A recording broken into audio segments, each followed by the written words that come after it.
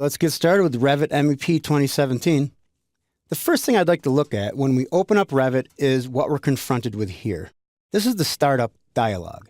It's broken down into a couple different sections. The first section we'll look at is the projects. Of course, we can open, go to new. We can create a new project based on some of these predefined templates, or obviously we see that we can open up our 4 last projects that we've had open. Now under projects, what I'd like to do, let's go ahead and click on new project. If we click the drop down here, we'll see this is basically a copy of what we see here. But if we click on browse, now we see we have a bunch of default Revit templates that we can use. Now, your company probably has their own predefined templates that you're mapped to. They also probably have these buttons mapped to a template that we'd use for your specific company. My company definitely does. If you're the one in charge of this, you want to make sure that you map your company out to be to this directory, or this directory wants to be your predefined templates. For this course, we're going to use the Autodesk Revit predefined templates. So I'm going to click cancel. I'm going to click cancel here.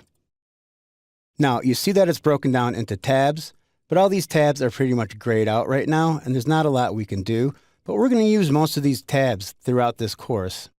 After looking at all this, you can go down to Autodesk Revit. This brings you to Revit homepage. And the resources, you can actually get quite a few videos over here. Lynda.com is included if you click the drop down, additional resources, and you go third-party learning content. You go right back in a full circle to Lynda.com. Now what I'd like to do under projects, I'm going to click on new. I'm going to click browse.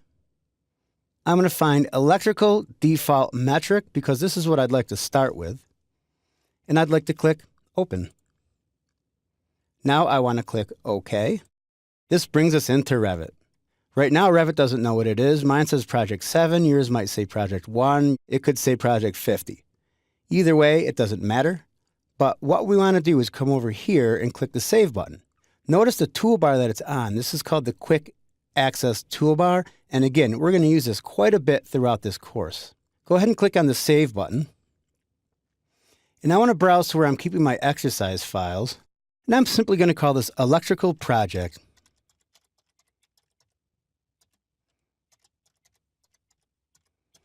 Now, before we hit enter or save, click on the options button.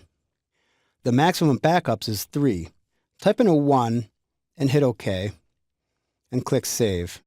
Now what I'd like you to do is hit the save button again and click the open button. Now what we're going to see is once we hit save, it creates a copy. I'm not a huge fan of how Revit does this actually because you can see it from the actual project browser.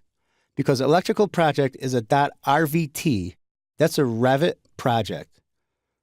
The reason I had us turn our number of backups to only 1 is every time you hit the save button, it makes a backup called 001, then it makes a backup called 0002, then it makes a backup called 0003. Every time you hit the save button, it will do that. Once you hit it 4 times, it overwrites 00001, and it keeps going through there. What I find is a lot of times people accidentally will open this file. So generally when I see these backups, I usually right-click on it and simply delete it. Go ahead and hit cancel here. All right, there we go. That's how you get started creating an electrical project.